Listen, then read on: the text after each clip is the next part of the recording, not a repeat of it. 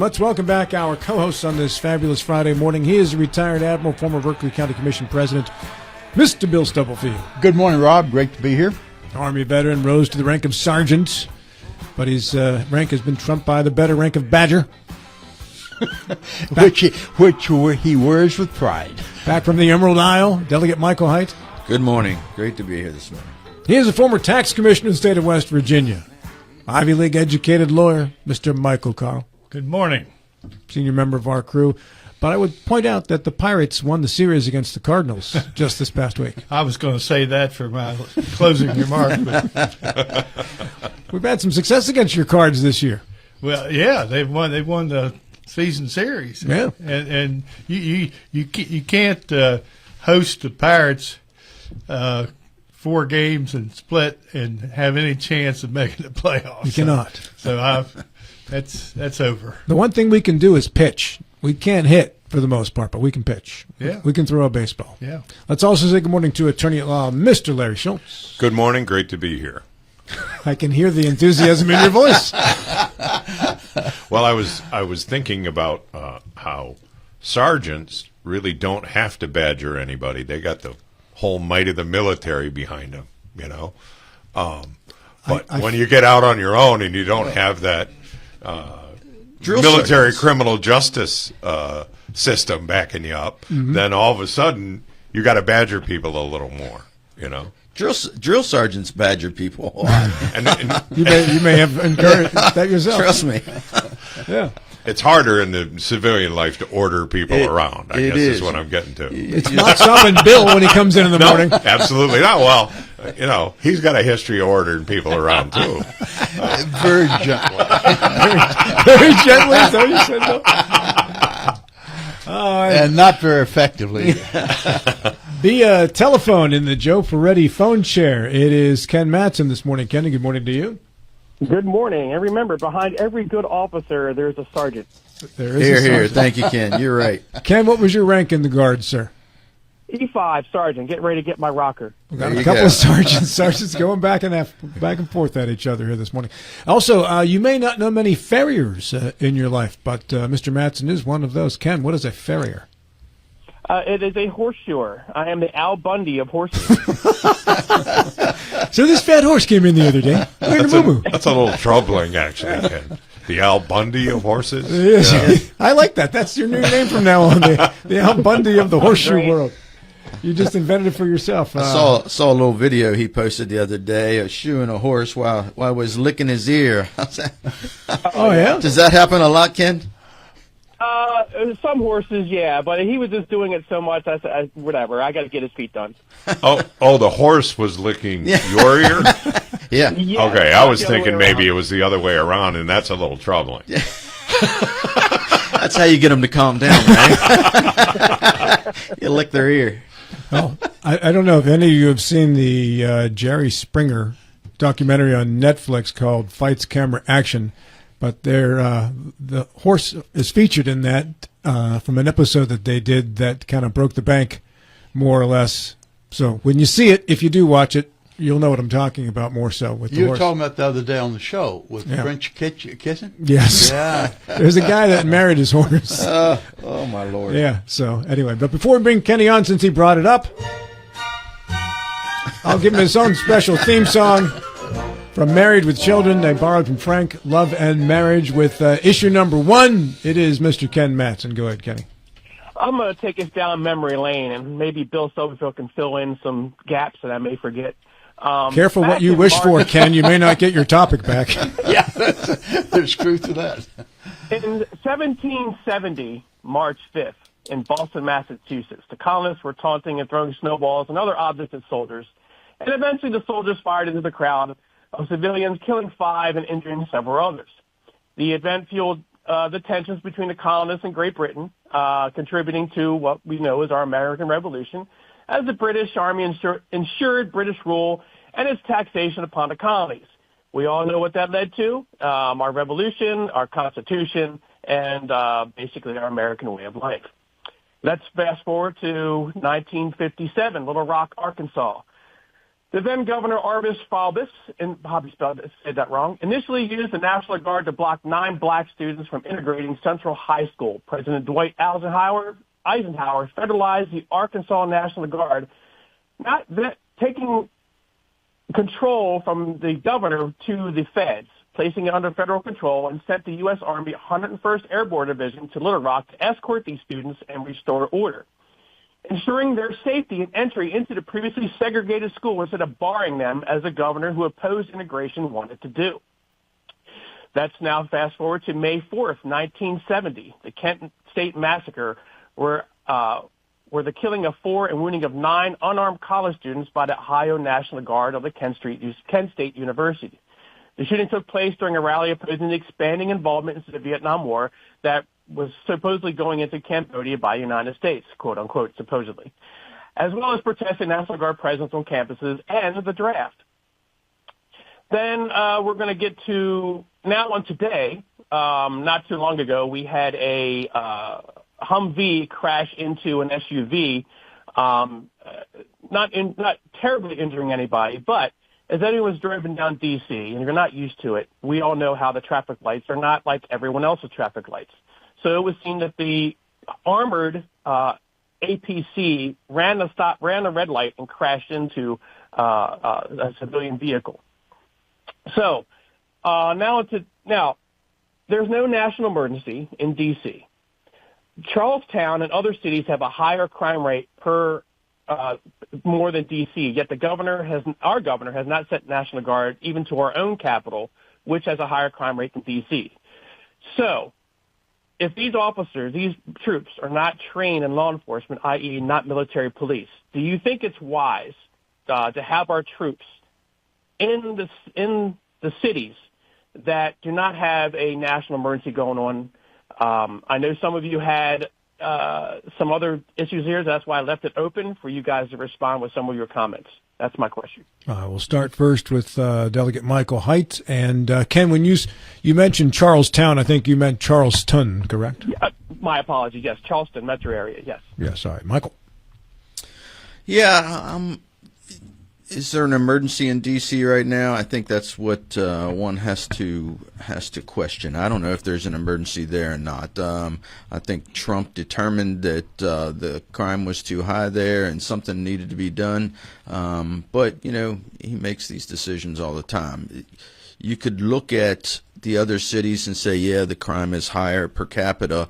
But I don't think he has the authority, even though he's touted he does. I don't think he has the authority to go in other cities and have some kind of control over them like he does Washington, D.C. So I don't have a problem with bringing in the National Guard to assist the Metro PD in doing their duties or enhanced police presence. If you look at the statistics already, I mean, there's over 1,000 arrests since the National Guard came in. Over 100 guns have been confiscated.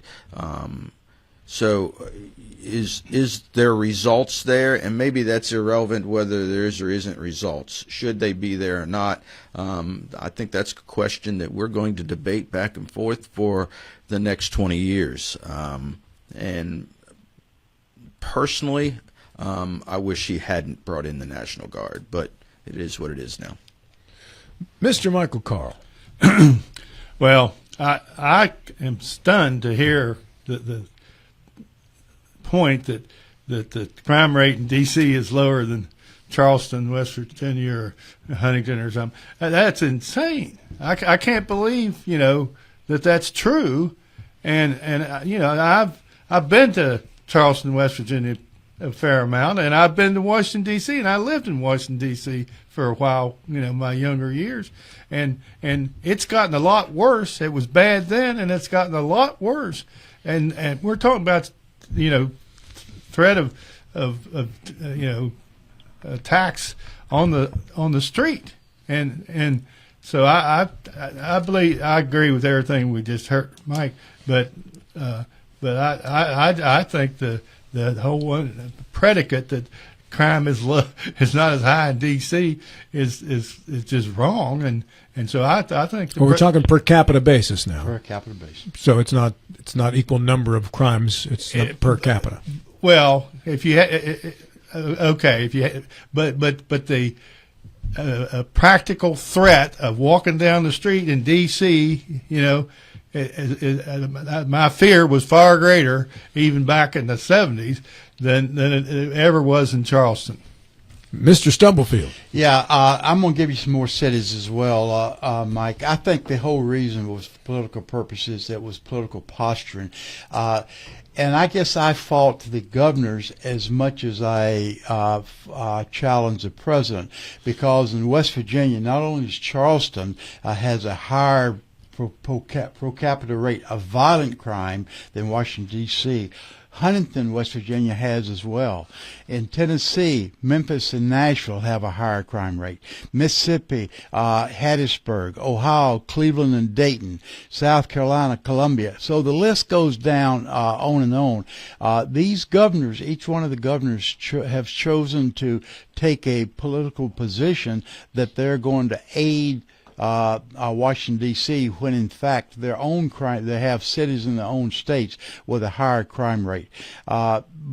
D.C. does have a problem, but also a lot of cities in the country. Denver, Kansas City, Albuquerque, New Mexico, Houston, Memphis all have a higher crime rate. So it kind of drives me back to the point, what is the purpose of this?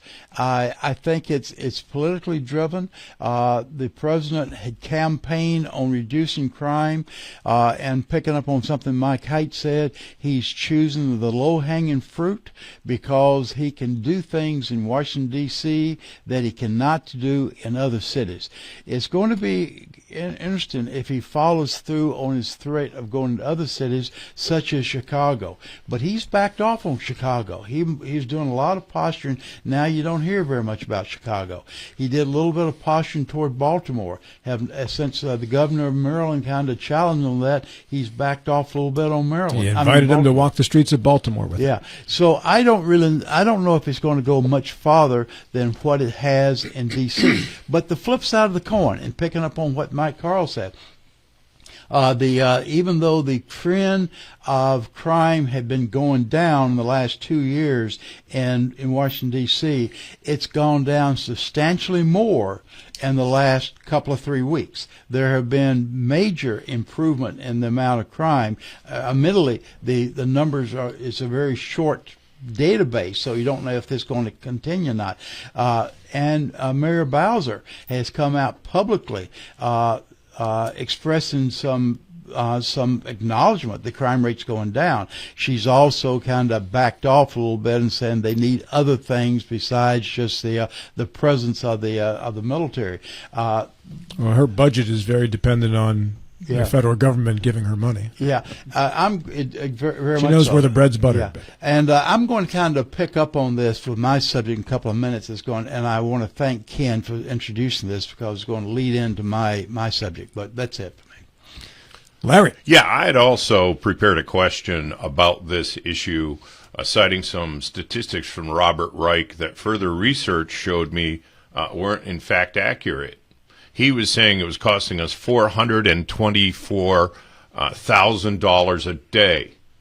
But that statement, while it was correct at the time, didn't account for the fact that we went from a few hundred guardsmen in the city to 2,200 today. And that is costing $1 million a day. And some of these National Guardsmen are spreading mulch in the parks. I always heard that the Republican Party was made up of fiscal conservatives. But this is insanity. I think you could probably bargain out the mulch spreading for less than $1 million a day. I don't know, but I'm, just guessing. This is That was in the Army commercial, by the way, when that TV commercial.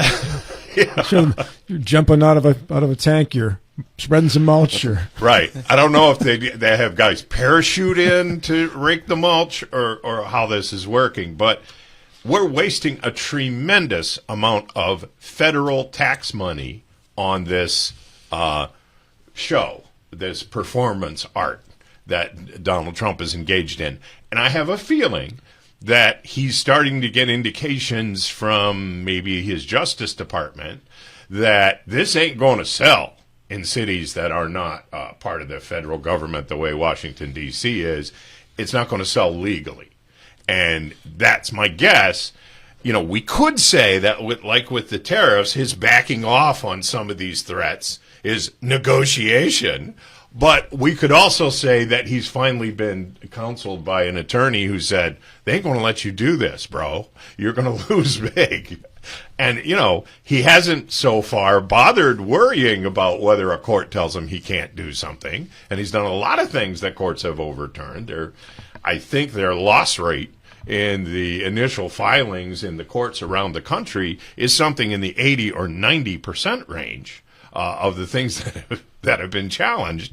And we need to stop wasting our time and money on this stuff that ultimately will not work. I agree with Bill that 15 days or whatever it's been, 17 days since the 11th of August, is not a sufficient timeline to see what the statistics are going to show us. In the end, I don't think it's going to make much difference. Sure, if you're a criminal and you suddenly realize there's going to be a lot more armed people with uniforms on walking around on the streets, you might chill it back for a little while until you get a little better look at the situation. I think everyone needs to ask themselves, is this really worth $1 million a day? I don't think it is. If you got $1 million a day, how about you hire more, actual cops and do the job? You could hire an awful lot of cops for $1 million a day. So back to you, Ken.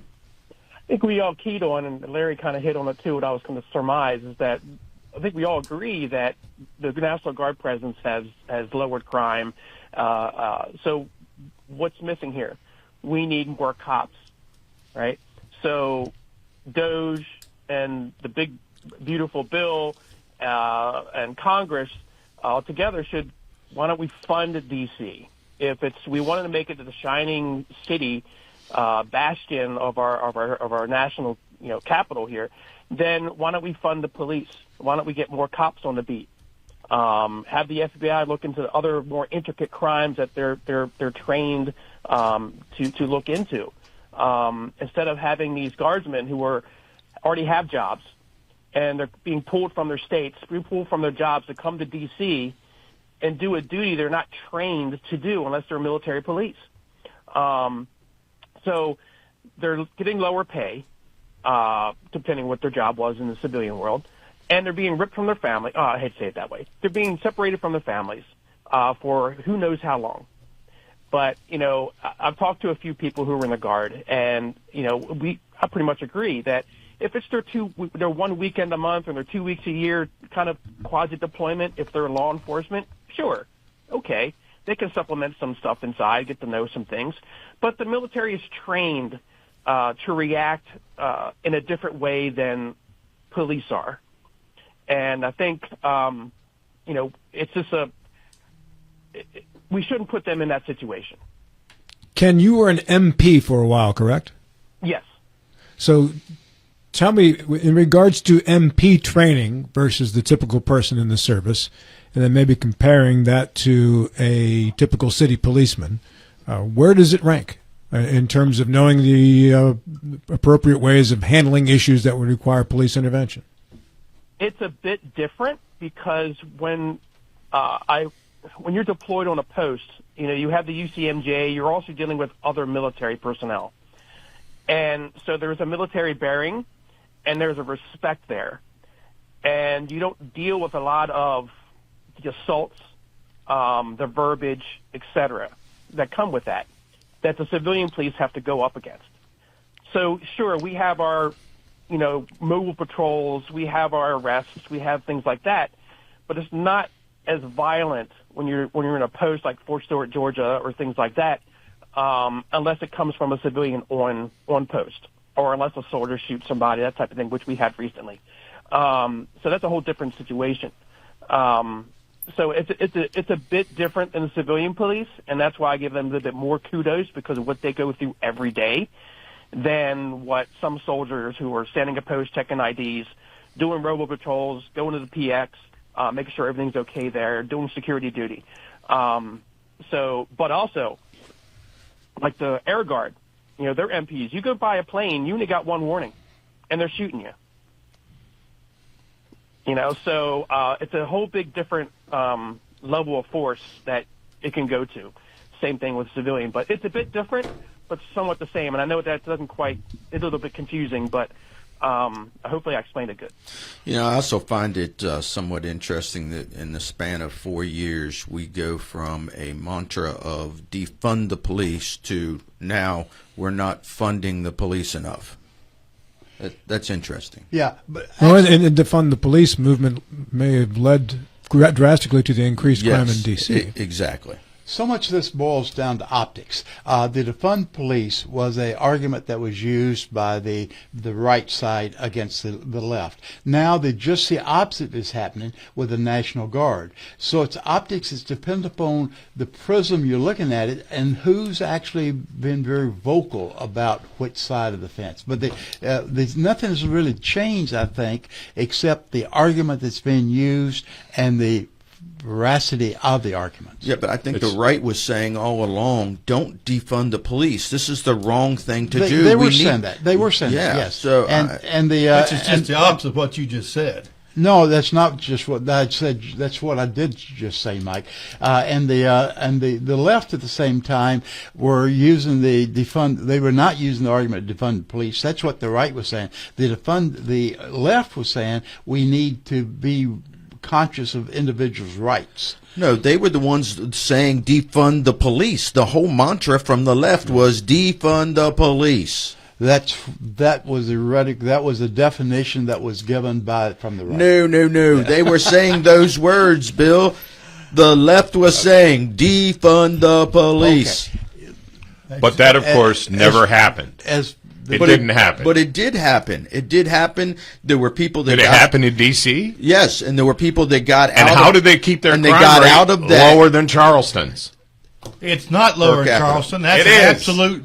No, Mike. It absolutely is, Mike. The numbers show that's a different. statistical. The place where gambit. But Mike, you have The not actual numbers. threat of crime on the street of D.C. is much higher than it is in any West Virginia city. Not per capita, Mike. That is a statistical but here's the game you're interesting, playing. Here's the interesting thing about the whole statistics of this.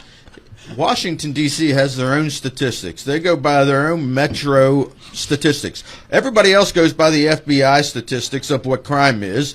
Metro D.C. has their own statistics, and there is credible evidence that says they were cooking the books when it came to crime and downplaying how much crime they had in D.C. How much, I don't know, but it's also interesting to know that they were doing it to make it look like D.C. was safer than what it really was. Now, there's been no statistic. There's been no credible basis for that. But there statement. has. There have Absolutely. been statements made on Fox News and other places, but it's never been credibly substantiated. I got 1 minute left. It comes back to Ken Mattson. Well, I got data sources from the FBI in 2024 that says a higher crime rate in Charleston and Huntington compared to D.C. So that's from the FBI, not fudged numbers or anything like that. And I'm sure that maybe Charleston would have fudged their numbers too, but they didn't. So D.C. ranks 20th out of 1 through 20, 20th in crime rate per capita than any other. I can go down the list, but there we go. Has it succeeded? Yes, we see lower crime. There it is. All the other places that are on that list of the top 20 that are above D.C., almost every single one of them is in a red state. That's what's going on here. Run by blue mayors. Well, Yeah. and imagine that. Republican legislatures But who fund and defund the blue police as they cities run see. by blue Hey, mayors. wait a second. Is it Charleston with that higher crime rate? Isn't that police force funded by the legislature, Mike Height? Aren't you single-handedly responsible and for led- deaths on the street of Charleston? Well, Hornby has 50%. Led by a blue mayor. This is Talk Radio, Blue WRR legislature. Martinsburg and TV10. We're back with the Admiral after these. And in that mansion Ferretti's seat this morning is Ken Mattson via telephone. Kenny, good morning to you. Idly ho, neighbors. Mr. Lawrence Schultz, attorney at law. Great to be here. He is a badger in his spare time, a sergeant in his pastime, and a delegate all the time. Mr. Michael Height. Good morning, gentlemen. Senior member of our crew, sadly a Cardinals fan whose fannies got kicked by my buckos, Mr. Michael Carl. I'm sad. Thank you. The Admiral is up with our next topic here, issue number 2. Before we get to that, I'm sure many of you have been getting these texts in our audience, maybe some of you in the studio here too. These are scams, don't fall for them. Hello, I'm Mary from RemX. Sometimes I get these from other places too. Recently, we learned about your outstanding background. It's usually saying that they saw my resume on a site somewhere, which I've never posted. And would like to recommend you a high-paying remote job opportunity. You can choose part-time or full-time, and the work content is simple and can be completed at home. We provide about 60 minutes of free training for newcomers to ensure that newcomers are familiar with the work. Salary range is $300 to $7 a day. The monthly income is guaranteed to be no less than $10,000. It's paid daily, and you get 15 to 25 days of paid annual leave, which is an ideal choice for those who really pursue work-life balance. All you got to do is be 22 years old, and you qualify for this incredible opportunity. Report junk. Hit the report junk thing on your phone. Too many people are falling for this, and they're losing too much money over it. So just remember the old saying, if it looks too good to be true. It is. On that note, Admiral. Yes, and I've received the same one several times. They say, you don't have any skills. So we'll go to somebody else. Go to Badger. Do you know anybody else? If we Do you know anybody else? Yeah. Please give me a name. Give me a bunch of names. Which I have. Ken, you did a good job with the issue. I thought that was, we had quite a lively discussion when we went off air, a continuation of your issue. Thank you, sir. I'm going to change gears somewhat. President Trump has been described as a Republican. He's been described as a populist, and some describes that he does not have any political ideology. But what a lot of folks describe him as being transformative. What does that really mean? He's not the first transformative president. Franklin Roosevelt was a transformative president.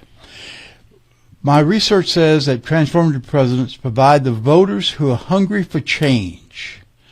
And these individuals are not constrained by rules, norms, or expectation. Like President Roosevelt, President Trump has overturned decades of political norms in a short period of time and beginning a new era where the boundaries of what is politically acceptable are now being reimagined. He's pushed an agenda which challenges policies which until very recently were considered to be untouchable. And in President Trump's case, he's been virtually unchecked by Congress, either through a shared philosophy of President Trump or frequently by fear. Now, each of us can go down a list very quickly and see in the first 6 months of his tenure, a lot of the norms that had been basically accepted for the last several years are now being challenged. Elimination of the international aid program, weaponizing the use of tariffs, challenge the judiciary system, i.e. firing all 15 of the Maryland federal judges, which fortunately was checked, challenging independent agencies, Securities and Exchange, National Labor Relations Board, National Federal Energy Regulatory Commission, Bureau of Labor Statistics. Having the U.S. as a major stockholder in Intel and NVIDIA, a trade to China, which kind of encroaches upon are we entering socialism or free marketing. Decimating several federal agencies, such as Center of Communicable Disease, NOAA, National Science Foundation, aggressive use of the National Guard, as what we just discovered, war on universities and science. My question to my colleague is, the president has been very transformative during his first 6 months. What do you believe is the most long-lasting action he's taken, either for the good or the bad of our country? And please explain. And there's a lot of things to choose from. Back to the phone with Mr. Mattson. I'm going to go with the overall statement. I think it shows the holes in our form of government and our Constitution, that we can have one person. And I liked his, shake things up, throw things in the air and kind of redo it. I kind of like that. But we don't really see that, though. We have some norms that apparently you have one party who happens to be in control, complicit with everything. And if a Democrat was doing it, it would be your hair would be on fire. And I agree. We do need to shake things up and get rid of some waste and et cetera. But we also have to. What is our society built on? What is the Christian faith? What do you do to your least of you, right? And that's what your civilization is all about. So we have to have a healthy balance. But I just think it shows the holes in our system, and I think where it needs to be corrected. If Nixon done this, it was different time. You had ethics, you had honor, you had things like that. You wouldn't stand up, or you have that meeting going, you better change your ways, or you're going to get impeached, right? And he stepped down because, he was advised you're going to get impeached, and he stepped down. But it's a different ball game now, and I think it shows that when you have people who are complicit and or just kind of, I hate to say it this way, but in it for themselves, and only care about you when it's election time, we get the government we get. And I think it can be corrected because it's showing some of our things here. And as I said, I like some of the things he's done, but I also like some things he hasn't done. Speaking of the Nixon White House, he was in it. He's been walking around with 18 and a half minutes of tape in the trunk of his car for the last 50 years, Mr. Michael Carl. Well, the important, distinction is between process and substance, and Trump's process has been different and extreme. Even I would acknowledge that, and his style, the way he pursues his process it can be obnoxious, but the substance and his substantive goals and are the right things it recognizes the benefits to the people of the United States, of the free enterprise system, and he's working hard to manifest those benefits. The process is can be questionable. I agree. Mr. Schultz. Yes. The only sense in which I find that Trump is transformative, which I generally think of as a positive term, is that he is willing to go where no liar as president has ever gone before. He lies about everything all the time. He was saying just the other day about this guardsman in D.C. thing, well, there haven't been any murders in 11 days. That's been many decades since that happened in any city in America. That's just a lie. It happened in 2024, in February of 2024, in Washington, D.C., and it was more than 11 days. It was over 2 weeks. They had a period of time when there were no murders. So that's his transformation. Nobody, as President of the United States, was so lacking personal shame as to stand up and bald-faced lie at the velocity and with the speed that he does. And so that's the thing. Are there any new ideas in any of this? Only new in the sense that other people rightly considered them to be unconstitutional all through our history. And Trump doesn't care about that very much, and he's willing to threaten to fire federal judges and do other things that get immediately stopped by other federal judges in order to achieve it. So, the most transformative thing he has done is he has taken bald-faced lying to a level that we've never seen, even with Nixon or other bad presidents you might name. He does it every day. He misquotes statistics all the time, and it always seems to favor him. Well, you got to figure if he makes this mistake again and again and it never goes against him, he's doing it on purpose. And that's his transformation. Yeah, the other day he declared that he is proud to have saved the American people millions of dollars by ending the study of transgender mice. Of course, anybody would say that, but why are we studying transgender mice? That's stupid, right? We were studying transgenic mice. That's how you cure cancer. That's how you cure diseases. But we ended that funding because somebody missed a letter in the description of what we were studying. Mr. Haidt. So I'm going to agree with Ken that I do believe that Republicans are complicit in all of the acts that Trump is currently doing, and that if this was the Democrats, that their hair would be on fire, except that if this were the Democrats, the Democrat Congress would also be complicit in everything that the Democrat administration was doing. Both sides do this, and so I don't see a difference now that that Trump is in power. What I don't like is, and we've discussed this before on this show, the total abdication of the authority of the Congress to whoever is president, whoever the administration is, and the constant adding of executive orders, more and more and more on both sides. Democratic administrations, Republican administrations, both sides do it. And I see that as Congress's fault.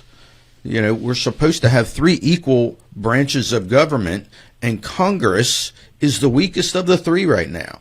And it's because they allow it. My guy's in power, I'm going to let him do what he wants. And that's exactly what's happening now. That's exactly what happened the 4 years previous to this. When Bill, your question was about transformation. Good. I'm glad somebody and I want to get back to that. What has been his most transformative this time around, this presidency? I would say shutting down the southern border. We have gone from a border that was open to everybody, and some of the most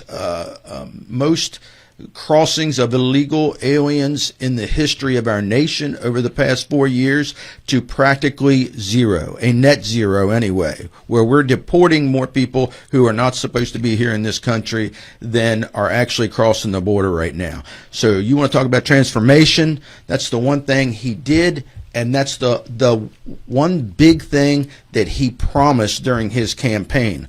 All this other stuff that he's doing right now are, again, campaign promises. He knows he can't deliver on all these things. He knows. But he's going to push the boundaries to try to deliver on those campaign promises. Thanks, Mike. I was beginning to think that nobody was responding to the question, but you did. Let me add just my brilliance, Bill. Your brilliance, yeah. Typical, usual brilliance. Yeah. The question was the most long-lasting action for either the good or the bad of the country. Mike addressed it. I'm going to use mine, and I think the longest-lasting impact of this transformation, and I think it is a transformation, is the war on basic science. We have reduced our funding of basic science across all the fronts, especially the environmental side.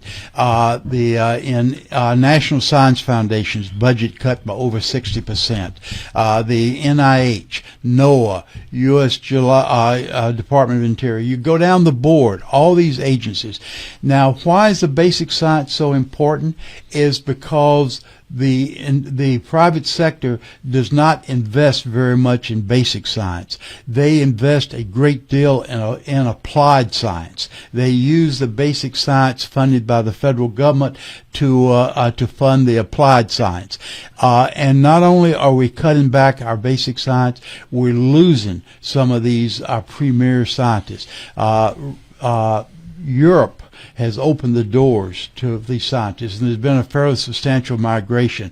What's more frightening is there's a migration to China of some of these scientists. So I think Mike and I agree with you. The transformation on the border will be long-lasting. I also think that the war on basic science will also be long-lasting with very severe consequences. Seeing that at the CDC right now. Seeing that with CDC right now. Exactly right. Issue number 3, Delegate Michael Heitz. Yeah, I'm going to go back to the National Guard in D.C. and the recent statistics that have come out: a 15% reduction in overall crime in D.C., 45% reduction in violent crime, 87% reduction in carjackings, 12% reduction in property-related crime. But my question is more, how will this ever be viewed favorably by the left? And more importantly, has this success of crime reduction in D.C., has it set a precedent that we will see this happen again in the future because it did set a precedent? You're talking about military in the Military streets? action in the streets of D.C. from other presidents in the future. Mr. Carl. Well, I think the left will criticize anything Trump does, no matter what the outcome. And this is one example. They're just not going to acknowledge the progress that's made in any way, even the border. I mean, which is blatant. But the crime level in D.C., that certainly they won't acknowledge that, and they'll take positions that at least appear to be opposed to what he's doing. Mr. Schultz. Yeah, the problem with those statistics is they're a really tight window of time. Agreed. And it's costing us $1 million a day to do these things that he's talking about. We'll see over time if he keeps this up for a while or if he abandons it.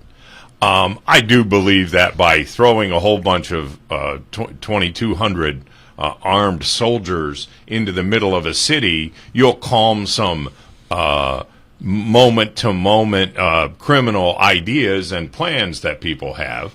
I don't know if long-term they won't just wait until the National Guardsmen are gone and then kill the guy they wanted to kill anyway. I don't think you've really solved the problem if you don't have police officers with law enforcement skills arresting and jailing people.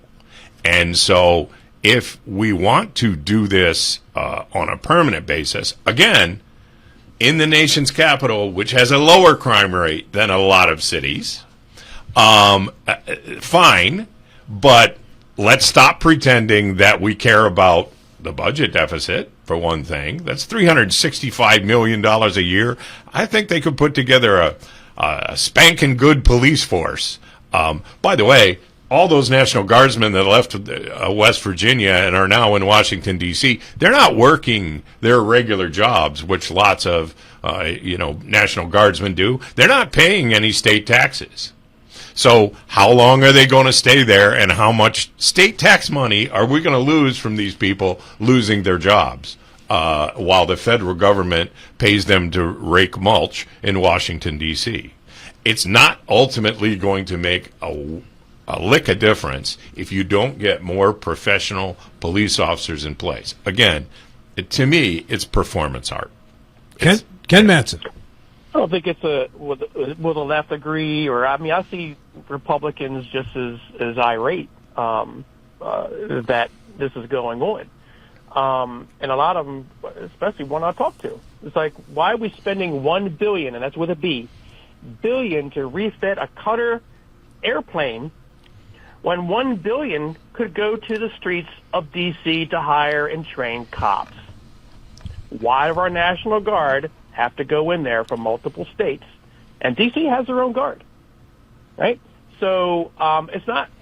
I see, of course, the left's going to Trump, and then Biden. It will go back and forth in regards to parties like that all the time. But we have to see the common sense here, the critical thinking skills.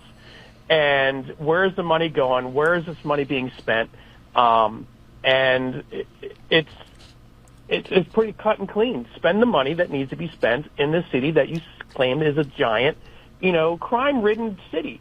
But to go to Mike Height, can we trust the numbers? It's coming from D.C. It's coming from the FBI. Do we trust the numbers that they're saying that's 85%? I mean, I tend to agree, because more law enforcement on the streets means, well, the crime kind of goes hidden behind the alleyways.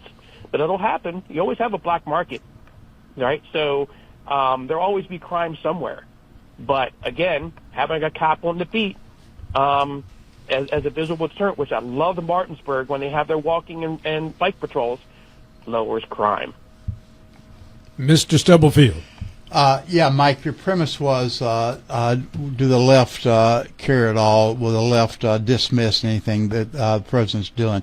I think both parties, most every individual, would like to see the reduction in crime. That is not a partisan issue. If there is success in D.C., I think they'll be applauded by both parties. Maybe not the extremes, but by both parties be applauded.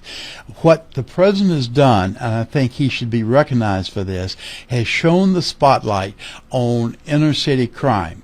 Now, has he been as successful in trying to target the other cities as what he has the low-hanging fruit? I don't think he has been. But that beside the point, he has been successful in targeting the problem with big city crime. I would not be surprised if other mayors, both red cities and blue cities, ask for some support, especially if these numbers continue to trend the way they're doing. So it's awful easy, as we've done around the table today, to inject partisan views, partisan politics in whatever's been done. But the bottom line is, I think most everyone in this country would like to see crime reduced, and if there's some success here, they will mimic parts of what has been done. Maybe not all, but they'll mimic parts of what's been done. Back to you, Mr. Height. Yeah, I think the important thing that comes out of this is it will generally be viewed as positive in reducing crime, and the more important thing is there has now been a precedent set, and that's what I wanted to get at. When this first happened, all I heard was never in the history of the U.S. This has never been done, yada, yada, yada. Well, now it has been done, and a precedent has been set. A positive, I think, precedent has been set.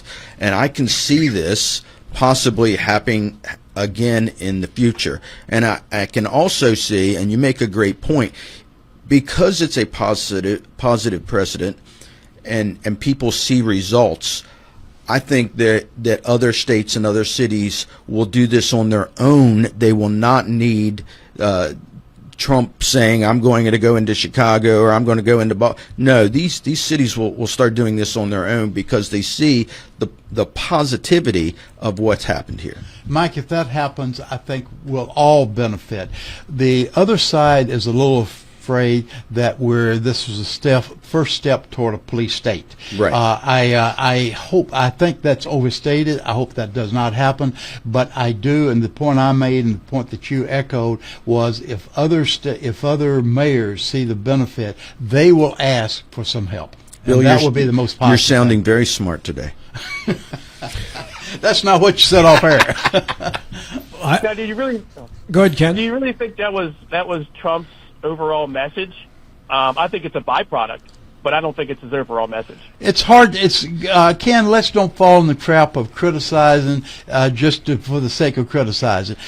Whether it was his overall original message or whether it's a byproduct, I don't know. If it's success, let's live with it. It could be that Mr. Trump learned a thing or two on January 6th. Don't ever He try should to have called that National Guard in then, while police officers were being attacked as a result of his supporters attacking the Capitol of the United States. And he said, I can't do it. I couldn't do it. I didn't have the right. But let's start looking ahead and not backward. As long as Donald Trump is president, I'm not going to stop looking at January 6th. Sorry, Bill. I think it is dangerous to start accepting troops in the streets of America on a daily basis. I think I would agree. That's a step. You start to get comfortable with that, and then it goes to the next step. And if you keep pushing the envelope, and then the next thing you know, you look around and you're like, "What are we, Mexico?"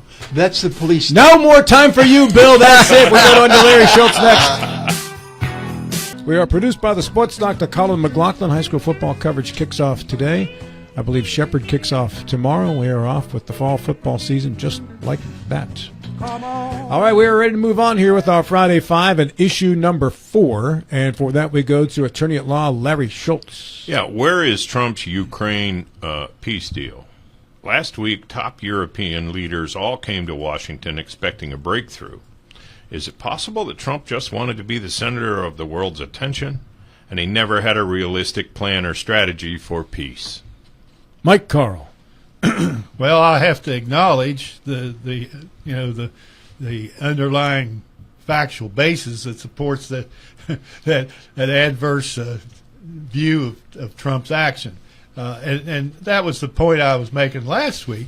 Is that and it was advice to, and you all insisted on my using that one of my three picks. So he needs it needs to be fixed, and he needs to more aggressively insist on withdrawal by Russia of Ukraine, and we need to set up a realistic threat to both militarily and to the economy of Russia to really push back and win and get this thing fixed. And Mike, again, your full points on that was to not accept any land concessions on behalf of Ukraine with Russian Exactly. demands, right? All the territory that Russia may have taken up to now needs to be surrendered back to Ukraine. Mr. Mattson. This is what drives me nuts. We were wondering what it was. Not that we noticed anything. The Jenga piece. Okay, so I constantly hear, and I like how, you've got to try to figure him out type thing, the art of the deal. But he keeps saying, this was not my war, et cetera, et cetera. Day one, if it was me, it would have never happened. Okay, well, now you're president. So whatever deterrent that you had over Putin that he would not do this war or continue it, well, now you are. So what is different here? Enact whatever fear you have that Putin, will go, yeah, I'm out of here, man, and enact that. But what do we see? Oh, Putin's just dragging his feet, placating to Trump, and just like he said, he's being punked. He's being used. Trump said that himself. I don't think Putin's in this. Gives him 90 days. Gives him 30 days. Gives him 2 weeks. We'll do 1 day in Alaska. I don't know if he's in it. Okay? And he leaves. And then Putin still bombs, Ukraine. So, and then he says, well, we're selling to Europe, which is great. Hey, it makes us money, et cetera. But then you say you can't launch these missiles into, Russia, after they already bombed, a couple of things at Kiev and destroyed an American-owned factory. So we either, I can't really say it, do something on the pot or leave, right? So get in it, do what you need to do, and, I can't have no other words because I'm just so flustered about this. So, Ken, if I was you, I'd do something in the pot or leave right now. All right, on to Mr. Michael Haidt. Yeah, Trump is bombastic in his comments when he says, I can do this, I can do that, and then when it comes down to it, it's not happening.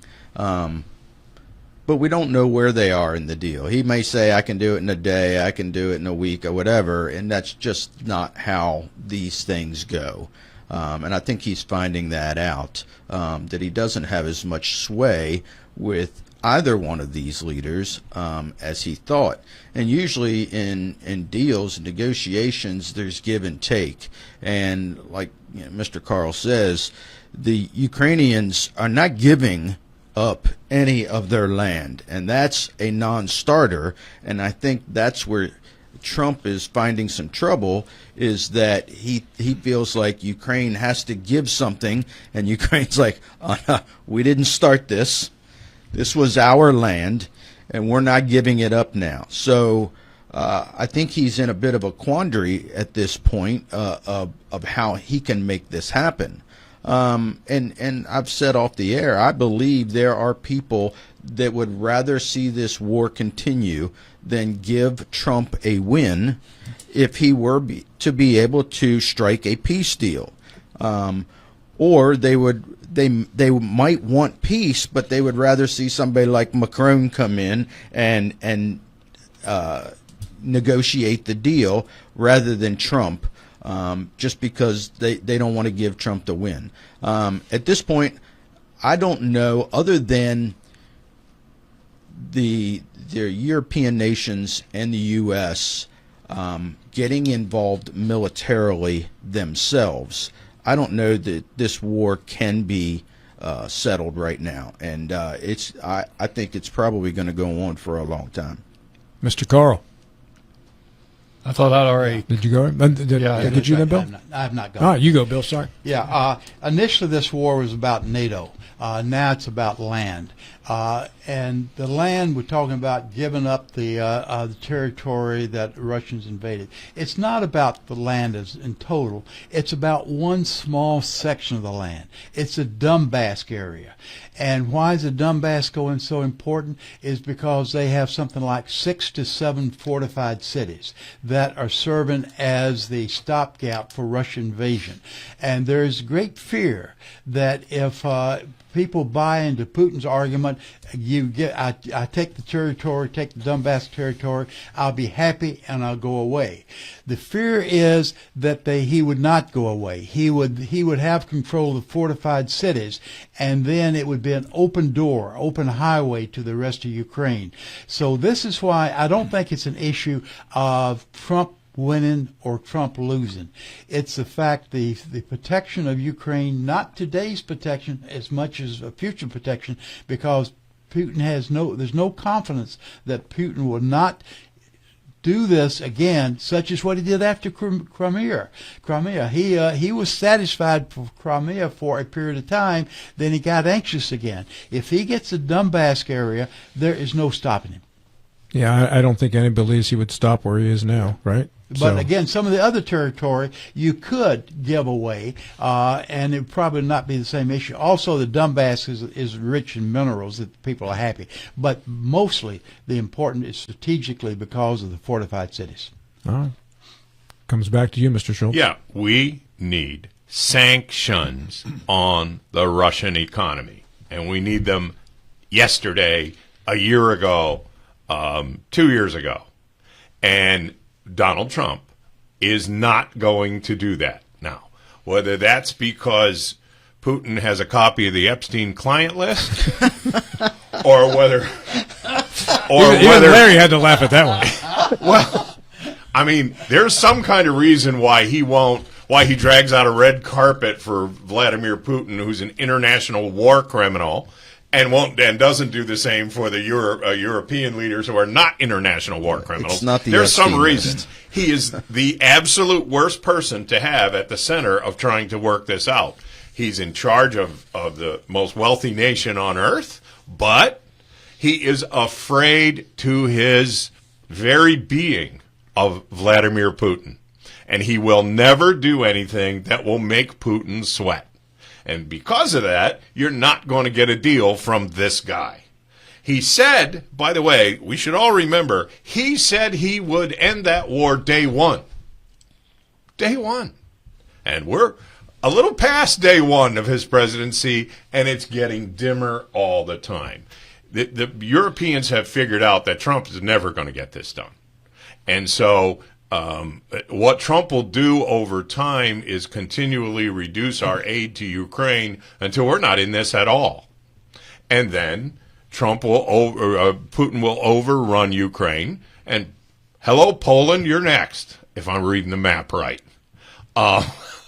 This is never going to stop until somebody stands up to Vladimir Putin. The American ability to engineer sanctions on the Russian economy could result in Putin being out of there in no time flat. And if that doesn't happen, then goodbye, Ukraine.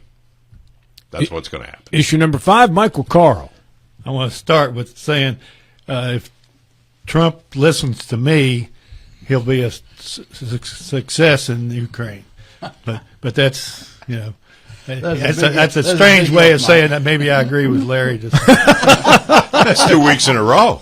But now I want to bring up one of my proposal topics that you didn't let me use last time. It's not that we wouldn't let you. We just all like the one that you have. Yeah, okay. But this is a little more narrow. But it is, what are the national political implications that are likely to play out if the socialists Democratic candidate is elected mayor In New York City. In New York City. All right, Mr. Mattson.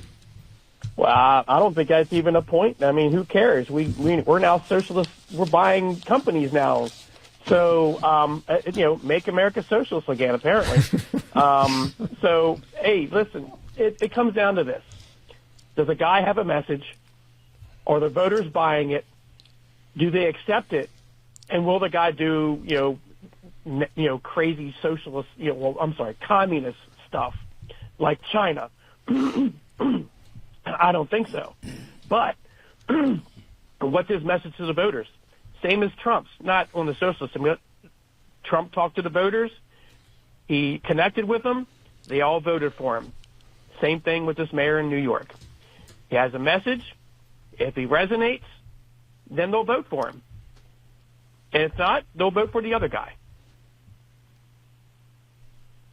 There you go. Well, thank you, sir.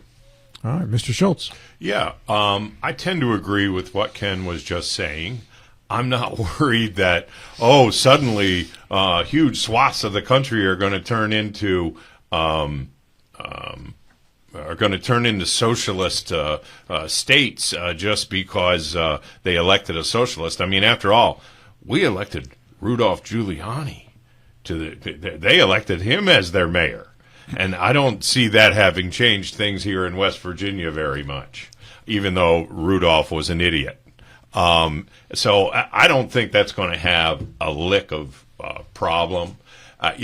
He is a democratic socialist. He believes that there need to be votes on these things. And I think we will find that he will so overwhelmingly win the youth vote that if the youth vote comes out and votes in New York City, he's going to be the mayor. Let me defend the fellow Italian who was just insulted on the show here, Rudy Giuliani. Sure, later on he bought into the whole fixed fraudulent election deal and bad hair dye, which we saw one day when he was sweating a lot. But remember, 9/11, he was America's mayor. Rudy Giuliani could have been elected president if there was an election the next day in America. Rudy Giuliani transformed New York City from a crime-ridden place where people didn't want to walk, like you're talking about Washington, D.C. in your youth, Mike, to a place where people could safely walk down the streets. He got the police much more involved in patrolling. You knew your neighborhood policeman again. Did he have the National Guard raking mulch in Central Park or not? It wasn't really a thing at that time, but I'm sure if it was 2025, he might have gone that way, right? He may have gone off the deep end a little bit later on, but in 2001, that was a guy who was a very popular mayor. Yep. All right, Bill. Yeah. Remember, this is a primary election that he was elected this so-called socialist, or he is a recognized socialist, identified socialist. But he was also a communicator. And will it carry over the general election? We'll find that out later. But he's a communicator. We have the same thing in Western Iowa, ruby red Western Iowa, who Trump won by 50 or 60% in the last election. A communicator that happens to be a Democrat won the election as a state senate, I believe. So it's the ability to communicate more so than policies. We've seen this, I think, very clearly with President Trump. It's hard to identify what President Trump's policies are because we just saw with the Intel, NVIDIA, there are socialistic parts of it as opposed to free trade. That would make Republicans spin over in their grave. That is socialism by the pure sense. But he's a communicator, and he resonates and identifies with people. So I think it's a mistake to try to weave too much into election and label somebody and believe that everybody's going to get on board with a label. First and foremost, they tend to resonate with a communicator. Those are good points, Bill. I think one of the keys to Trump's communication skills is he never makes you think that this is the big picture way of things forever. It's we're going to do it this time because it makes sense in this situation, and here's how we're going to benefit. And you go, okay, yeah, sure, makes sense to grab some of Intel there because we can make some money from that. And then we get to the next one, and well, this is another situation where this is a good idea. Troops in the streets of D.C. is a good idea because we need to bring down crime. And you just keep doing that, and then 4 years later, you've agreed to a whole bunch of stuff that 10 years ago you'd have thought you'd have never agreed to. Call me old-fashioned, but I kind of believe in a thing called principles. Yeah, not many people do, though, Larry. They I say guess they it does do. make me They say they old-fashioned. do, but not many people actually do. Most people believe in what's convenient for me, self-preservation. Mr. Height. Yeah, you can look at New York, and you can see that since the Giuliani era, that it has steadily gone back downhill, further and further and further. And what have you seen? You have seen mayors elected that have gone farther and farther and farther to the left. And I think, will this have national implications? I don't think so, because I think what will happen is, if this gentleman is elected, then New York will continue to slide and go farther and farther downhill. And people will recognize that and say, this is not the way. Obviously, New Yorkers like misery, and that's why they keep electing these people. But it's for their town, their city. It's just devolving into anarchy. So I don't think it'll have national implications. What could give it national implications is the sad part that you see so many of these who you thought were moderate Democrats, or at least not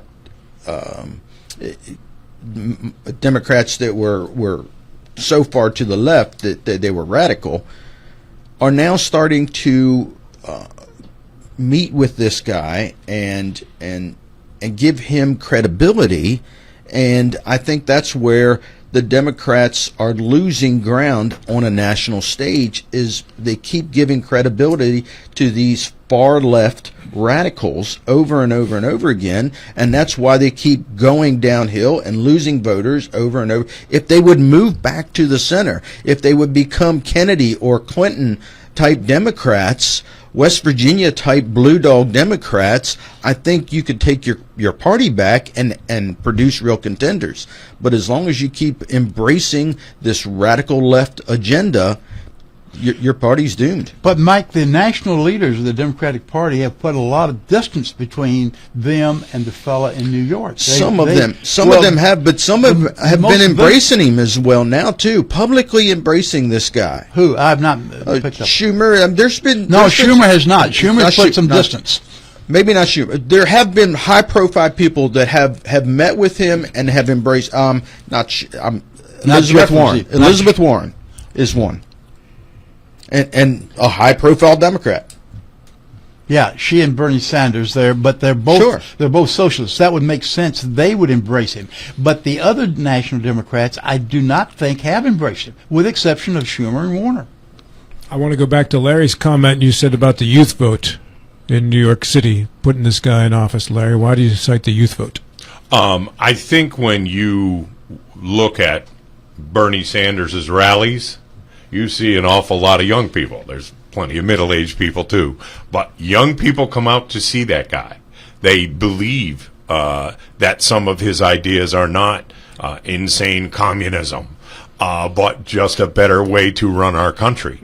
And I believe that this young mayoral candidate in New York is going to draw that vote. He's going to draw those people. I see his message in regards to his similarities to Trump, right? The content's obviously very different. Sure. But the way he's appealing to people who feel like the American lifestyle is no longer within their reach, sort of like middle class, lower middle class people whose manufacturing jobs went overseas, right? My father was one of those folks back in the 70s as the mills in Pittsburgh were closing down. The young people today, and I have two sons who are 31 and 28 years old, and they're both resigned to the fact that it's going to be a long time until they can afford to buy a house where they live right now. So for them, the American dream is a lot different than it was for me, who was able to buy a house at the age of 26, right? It wasn't the dream house that I always wanted, but I was still able to buy a house, and you just keep moving up that way. They're having trouble finding a way to figure out how to get into that first house to try to keep moving up and live that American dream. So they're going to listen to a message that says, listen, America's not fair, and here's the way to fix it. Well, maybe that is the way to fix it. We have absolutely eroded the middle class in this country. If to me, one of the hallmarks of middle class life in most of America, it's probably not true in Manhattan, but one of the hallmarks of middle class life is buying a house. And for a lot of people in their 20s, 30s, and even 40s, that's just not on the charts under today's economy. It's not available. Mike comes back to you for final thought. Well, I think it's likely that he's going to be elected, and if he is, that's going to really hurt the the image and the the impression of being a Democrat nationwide. And then when New York continues to further decline because he opposes the free enterprise system, it'll get worse and worse. We'll make some interesting battles between Trump and New York City over federal money with some of the policies that he could enact. Yeah. Right? And that's what this show's all about, finding entertainment value. So let's elect him, New York City. I want to see the battles. All right, final thoughts, 8 seconds apiece. We'll start with Ken on the phone after the break here. Final thoughts on the phone. Ken Matson, 8 seconds, go. My Orioles are out. Football season's coming. Go Ravens. Mr. Schultz. Next week, the Congress comes back in session, and we're going to hear the name Epstein an awful lot. Mr. Stubblefield. Monday's Labor Day. Get out and support the War Memorial Park, and also remember pay homage to the workers who made America great. No show Monday. Mr. Carl. The Cards learned that you can't lose to the Pirates and make the playoffs. Mr. Height. High school football starts tonight. Let's go Bulldogs. All right, and I'll cancel out Ken Matson by saying go Steelers, not Ravens. Everybody have a great weekend. We are back on Tuesday with the program. This is Talk Radio, WRNR Martinsburg and TV 10, and we'll talk to you again in 94 short hours. I don't care. It's 5 o'clock.